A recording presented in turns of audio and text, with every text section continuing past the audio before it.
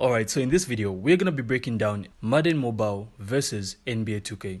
So for me, NBA 2K definitely takes everything. And that's mostly because it has a deeper, more immersive experience. And the My Career mode, sheesh, it's actually fantastic. This lets you build your own player and rise through the ranks.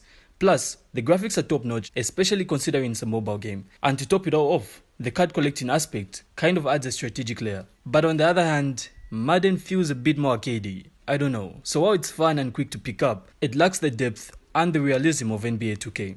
So the card collecting aspect can be a bit grindy, and the gameplay, though enjoyable, doesn't quite match the console experience. Nonetheless, if you're a hardcore basketball fan and enjoy a deeper, more strategic experience, then NBA 2K is a clear winner. But however, if you're looking for a quick, arcade style football game, Madden Mobile might be a better choice. So ultimately, the best way to decide is to try both games and see which one you prefer. So make sure to drop your thoughts in the comments and let us know what you guys think. Aside from that, smash that like button and of course subscribe, then we'll see you in the next one.